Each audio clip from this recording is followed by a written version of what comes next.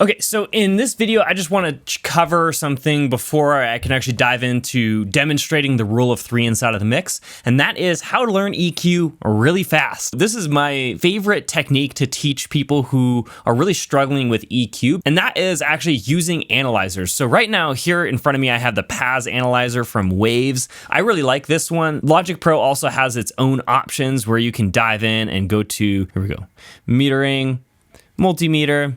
And in the multimeter, we also have our own analyzer. I recommend changing the mode to RMS slow and then changing the return rate to as slow as possible, so 4 decibels per second.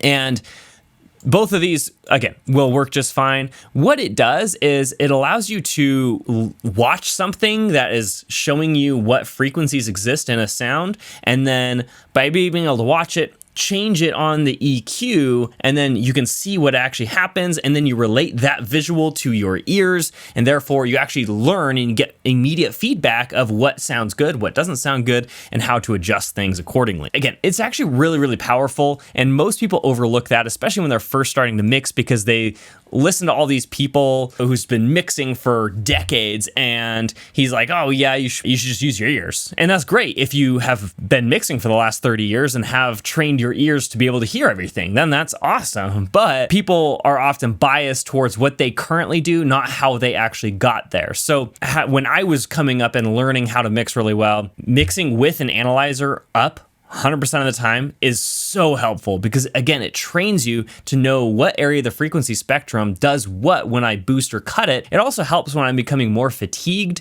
Then I can actually go look at the analyzer and know exactly what's going on and if what I'm hearing is actually accurate. What we're going to do here is look at this lead vocal, and I'm going to play it, and then I'm going to look at my analyzer, think about what's actually wrong with the vocal, and then use that data to then EQ it properly. When you're down, take a step.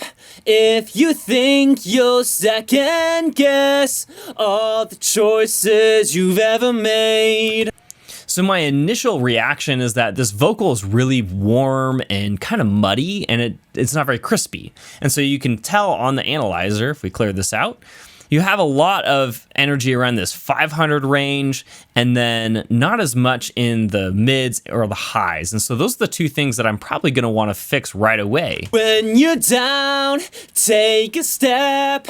If you think you'll second guess all the choices you've ever made. Oh man, see, like just making that one move where I'm seeing all these really loud peaks is making a world of a difference inside of this vocal. So let's go and try to fix the mid-range. I'm thinking that there's something in the 1.5 kilohertz or so that we're a little bit low on. So let's try to adjust that. When you're down, take a step. If you think you'll second guess all the choices you've ever made, all your beautiful mistakes. So much better already. Okay, so now let's try to add some top end because it looks like it's a little bit low and we could use a little bit more crispiness out of the vocal. So let's add another 3 decibels there. When you're down, take a step. If you think you'll second guess all the choices you've ever made. All your beautiful mistakes. Obviously, we still have some ground to gain with the vocal, but just that one, or I guess the 3 simple moves that I made based on my looking at the analyzer and then making that change on the EQ. Again, it's helping me learn the frequency spectrum of, oh, when I cut that 500 hertz range and the 400 hertz range, it became a whole lot clearer because it was less muddy. And so right now I've basically had more experiential knowledge of how to fix a muddy vocal is just to cut that range. So again, it's going to help you a ton when you're trying to really learn EQ and learn it deeply and learn the frequency spectrum by having that immediate feedback with an analyzer. So we're going to be using our analyzer in the next step of the process here by actually using the rule of 3 to EQ this entire mix just to get it back up to that sonic baseline before we even volume balance the mix. Let's dive into the next video and I'll see you there.